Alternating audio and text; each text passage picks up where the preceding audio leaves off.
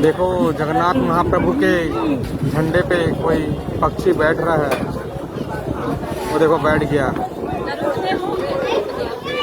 पक्षी बैठा है, देख सकते हैं आप।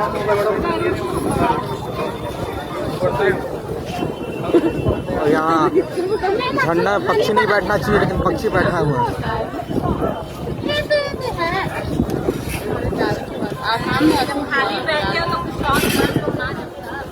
संसार में कुछ पहले आ सकता है।